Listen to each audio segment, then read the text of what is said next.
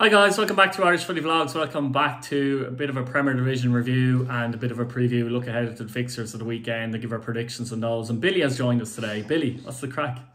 Yeah, I'm good. Are you good? Yeah, well, Bowls are top of the league, so he mustn't be too bad. We'll start off in Inchicore. Richmond Park St Patrick's Leg were beaten 2-0 at home to Shamrock Rovers in what was a game that, you know, Pats were obviously at this point second in the table, weren't they, going into the game? They were second in the table, so. And Rovers are fourth, but Rovers have leapfrogged Pats into third place now, and Pats are in the fourth. Both teams were kind of in form going into this match, to be fair. Pats on the back of 4 wins in a row. Rovers had 3 wins and a draw in their last 4 games, but Pats had 1 or 2 chances in the game, I suppose, but to be honest with you, the better team won by a mile. Rovers had a lot of opportunities, I think, in the game. Johnny Kenny scored a very good goal. Will feel himself, no doubt, knowing Johnny, that he could have got another goal or 2 as well. Linus made a good save, and Kenny another shot where it just went wide. Trevor Clark scored a fantastic volley. Well, it wasn't a volley, it looked like a volley, but he arrowed it into the corner and net after running through. Maybe Pats could have taken him down, to be honest, but Rovers fully deserved the win. And you know, you can just see their class at times, can't you, as well? Jack Byrne again, excellent, obviously not going to Charlotte in the MLS. So fantastic news for Rovers. That could have derailed them a little bit. And Rovers have actually only lost once this season, 11 games, despite their form being poor. And you just feel like they are getting motoring now as well. I think for Pats, you know, I think their form has been good in the last few weeks, but I just felt like their defence was still vulnerable and kind of came to the fore in this game as well. They've conceded 17 goals this season. Only 2 teams have conceded more, and guess what? They're 9th and 10th, Cork and UCD, so that's nowhere near good enough to be conceding 17 goals if you want to challenge for Europe. And it just feels at times they're kind of easily beat in these type of games. Sometimes it just feels like that, to be honest. You know, they'll be disappointed maybe with their attacking a bit in this game as well. And, you know, I don't know, they're a strange team to judge at this minute in time. They kind of could finish anywhere outside the top 3. I don't think they're finishing the top 3, to be honest, but they could finish between 4th and 6th, kind of a job. And they do have a lot of attacking talent that can cause problems. Mulroney, if you keep him fit, obviously Chris Forrester, Adam Murphy in the middle of the pitch, Sam Curtis right back, who can cause issues as well. And, you know, I think I still think up front Pats have a problem. I think they scored 15 goals in the last 5 games, and Owen Doyle only scored 1 goal in those games. So you're relying on midfield score all the time, pretty much. So they still have a problem in the centre forward position. I still personally feel that, you know, with Owen Doyle, unfortunately, that he doesn't hold up the ball. He doesn't really get in behind. He doesn't get into great positions. His finishing isn't great. It's like, what is he actually offering, I suppose, to the team? And that's a question. It is a question, to be honest. He isn't a big enough wage at the club as well. So you do have to ask the question. You know what I mean? What is he actually offering, like, at times? And I don't think he's a big enough threat to centre-backs, if I'm honest with you. But that's that. At the other end, Kenny was a huge threat in this game for Rovers. They're missing Gaffney, and Kenny came in. His movement excellent. He'll only be a bit disappointed he didn't score more goals, if I'm honest, than the 1. But it's a big result for Rovers. Now got 6 points behind Bowls. For me, still favourites to win the league, to be honest with you. And their form has been quite good, despite that result against Shelbourne. So it's a big win for Shamrock Rovers. I suppose, Billy, quick thoughts on Pats and Rovers. What's your thoughts? After looking at the highlights, I thought that, like, the Pats are really missing Joe Redmond at the back though. Yeah.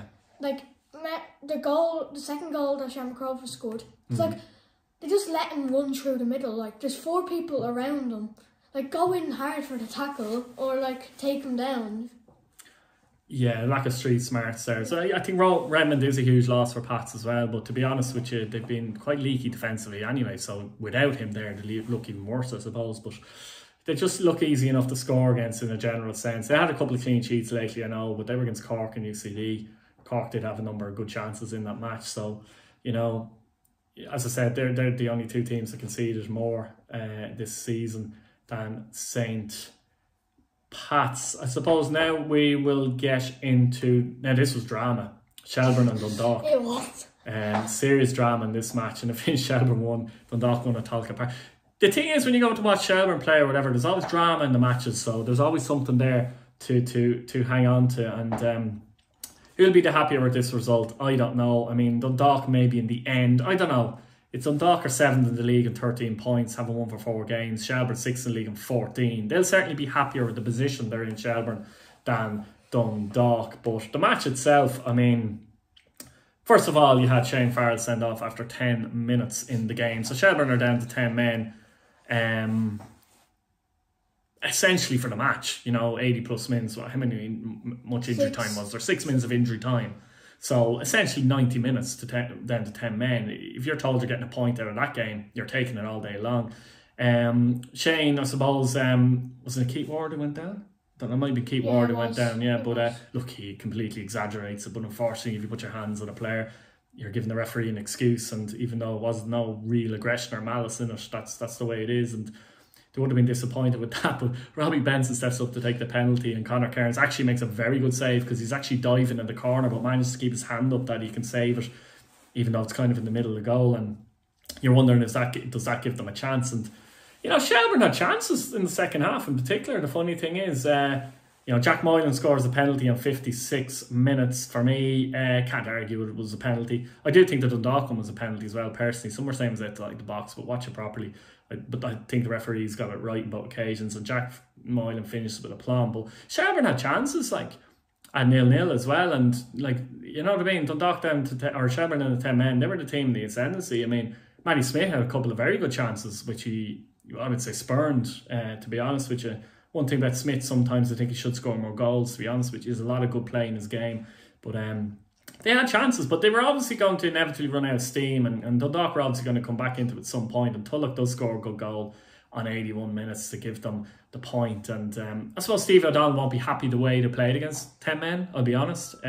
Duff will be absolutely delighted how they played with the 10 men and with the battling qualities of the side. They did play with quality, they didn't sit back, and very, very interesting game. And it finishes 1-1 Talca Park. Your thoughts on that one, Billy? I think Shelburne would be happy with the point in the end, because they had 10 men on the pitch for don't know how long, but Matty Smith had a few great chances as well, though he should have taken them. Yeah, should have taken at least one of them. You would feel, wouldn't you? Yeah, Tulloch's goal was very good though. He curled it outside the box into that bottom corner. You're not saving it. No, very difficult to save that one. Then ahead in the game, United Park, Weavers Park, as it is now.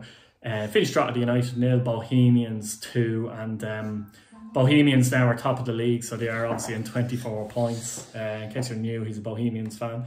So they're top of the league in 24 points, Bows, and very good result for Bows. Rode their luck, I think, I'll be honest, in this game. And Drogheda, I suppose I've been giving Drogheda a lot of credit this season.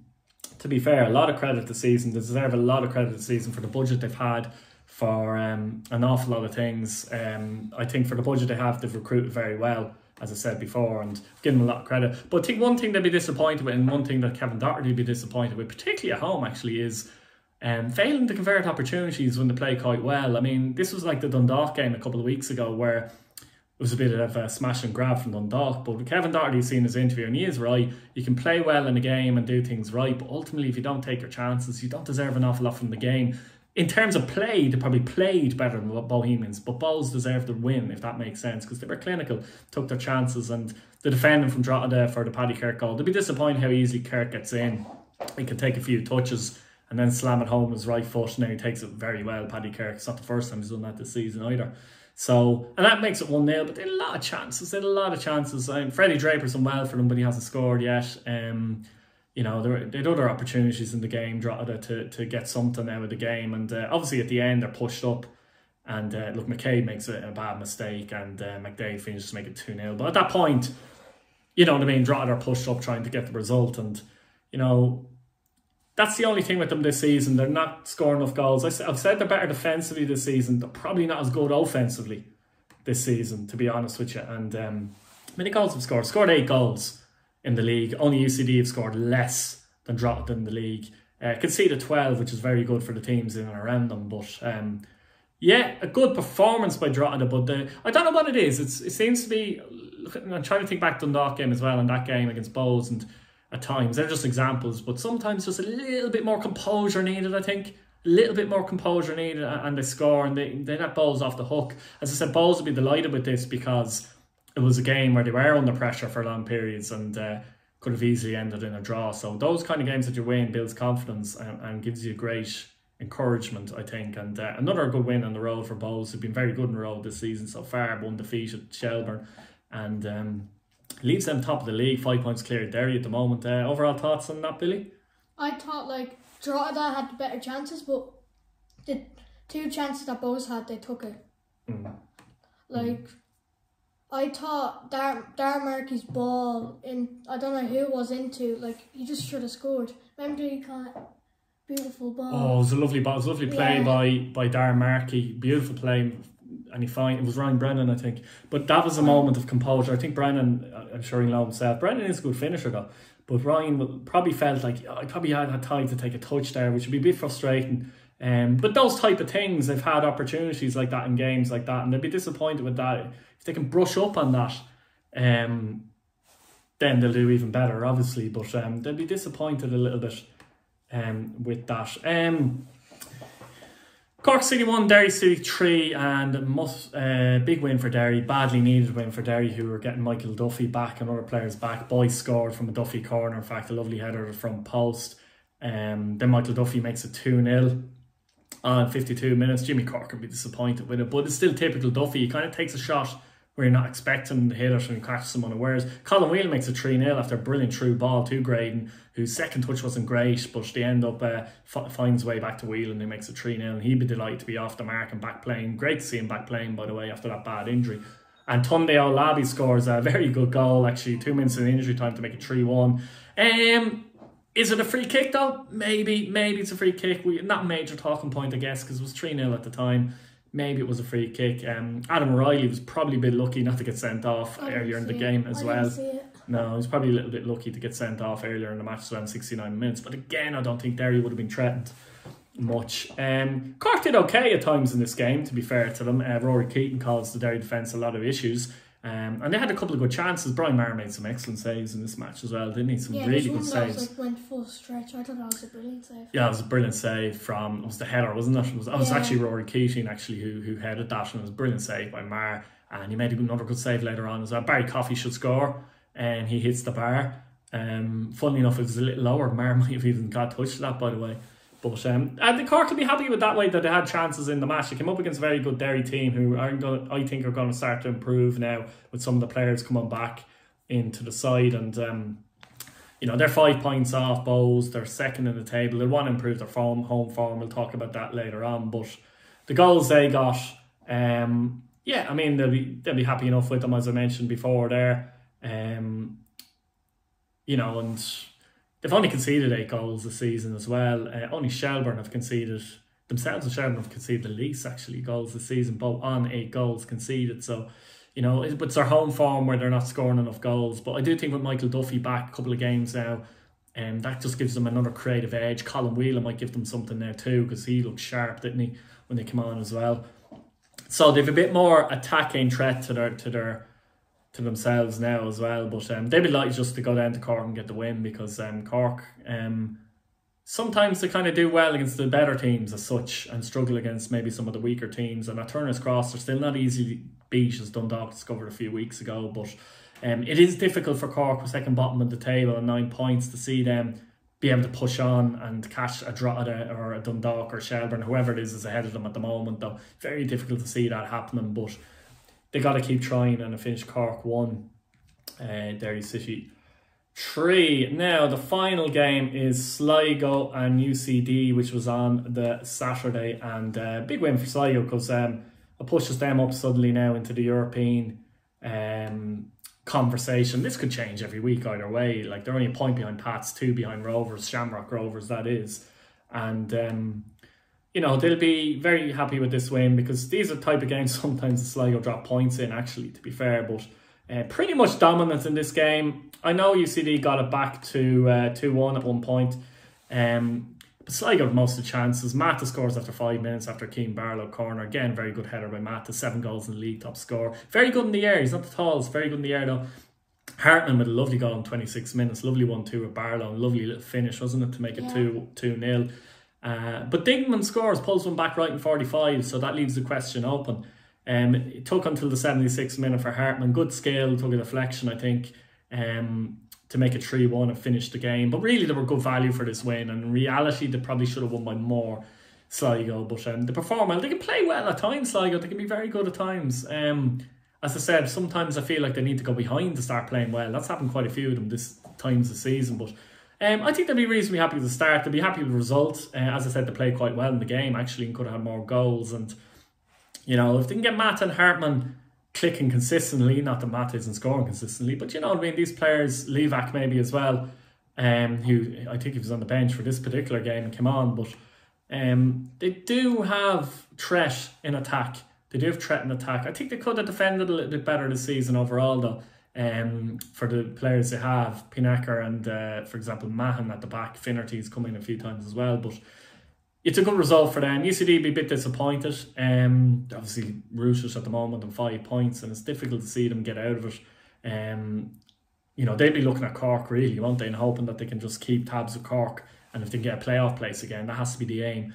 But good win for Sligo, fully deserved to win, and you know, they're at this minute, I think they'll feel that they're in a good position. As I mentioned, Matt is actually on 8 goals in the league this season. Burke is on 6. We've got Chris Forrester on 6. Rory Keating on 5.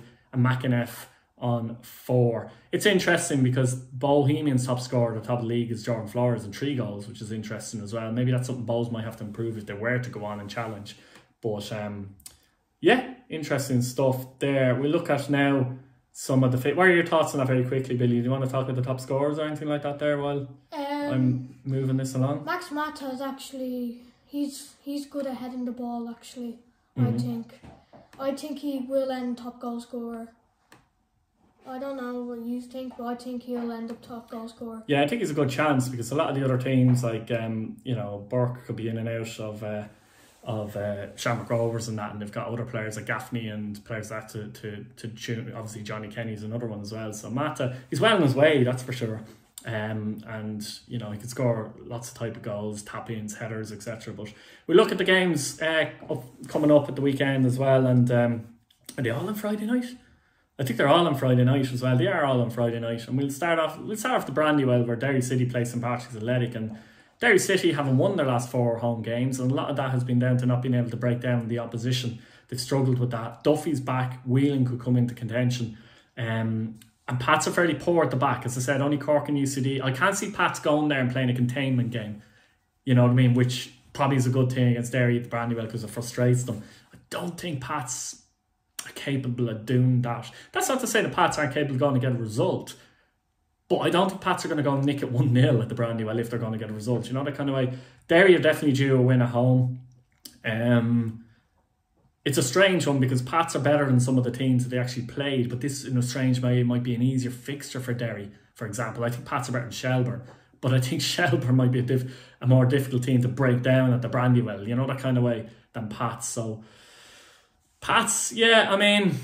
Mulroney will be back again. I don't think he played the last game, but he'll be fitter again this week. And you know, the midfield battle's always big. Pats usually lose that midfield battle against Derry. They're usually relying to Chris Forrester, whereas Derry have many players. You know what I mean? If Patrick McElhenney has a bad game, I think they've got other creative forces and that in the middle of the park, etc. Like Brandon Kavanagh doesn't even play, for example. I don't know what I'm thinking about this one, but Billy, quick thoughts and prediction. I think it'll be like, I think Derry will open up the defence, and I think it'll be 1-0 Derry. I think they'll nick it. I think Pats will score though. I think Pats will score. I just think they will score, but I think Derry will find more space in this game than they have done the last few games at the Brandywell. They're a little bit stronger than they have been the last few weeks as well. I think obviously the battle with Duffy and Sam Curtis will be a great battle. Curtis 17 has been brilliant for Pats this season, by the way. Will Duffy follow him back? Because Curtis likes to get forward, but then again, does Curtis think I can't get forward too much because I have to watch Duffy? So it's very interesting. Duffy could easily move to the other side as well. So that's an interesting one to watch out for actually in the game. Keep an eye on that battle. I think Derry will win, but I don't think it'll be 1-0, Billy. I think your margin could be correct, but I'm going to go for Derry City 2, St Patrick's Athletic 1. Dundalk and Drogheda. Dundalk and Drogheda both level in the table at 13 points. The last time they played at Weavers Park, Dundalk, it was a smash and grab, let's be honest, 1-0 win. But Drogheda, rude or missed chances, included a penalty in that game. Drogheda have done quite well at Oriel Park in the last year or two. They've done quite well against Dundalk generally, but Dundalk's home form in the last number of weeks hasn't been good, losing a couple of games at home and drawing to Derry, unusually for them.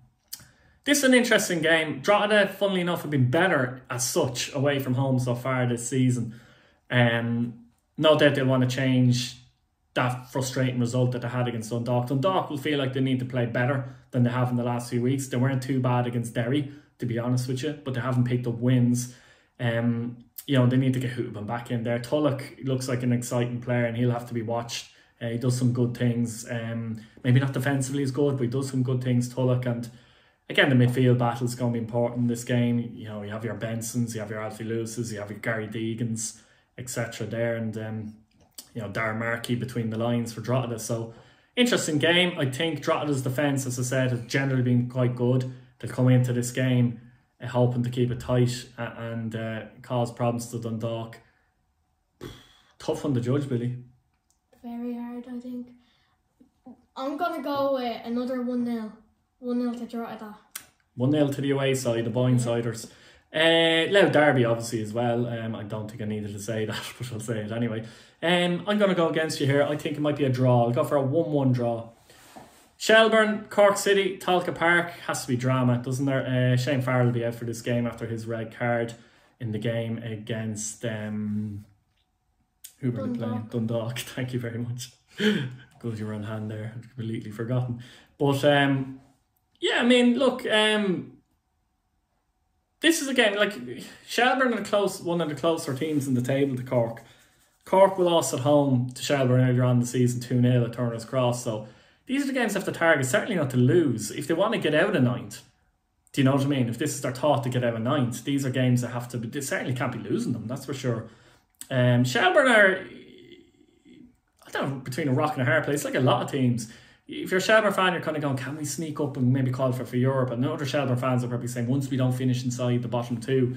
I don't think they'll finish inside the bottom two, but I don't think they'll qualify for Europe either type thing. And they probably don't score enough goals. Although in the last few weeks, I think they've played better football and they've been more open.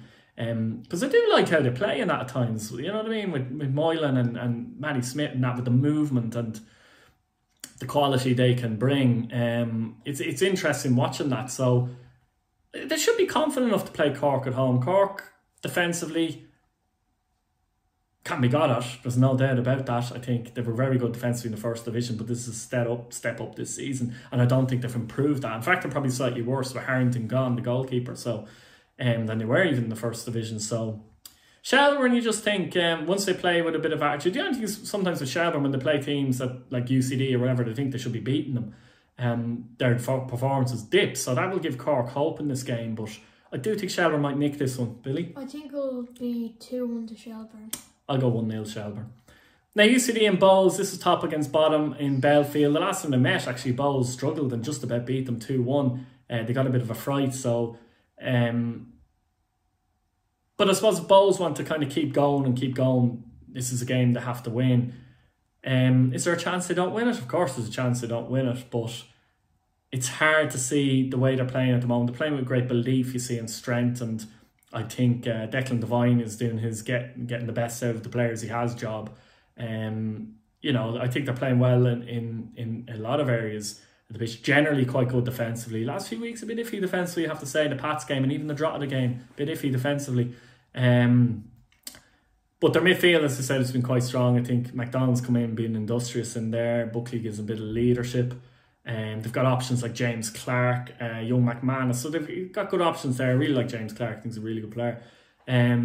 Could score more goals, get more goals from their forward department. I know McDade scored the other week, but McDade, Connolly, Afalabi, if he plays. I think Dean Williams is actually their best finisher, but Declan Devine likes to play with a big kind of a target man type player, and Afalabi gives them that, you see.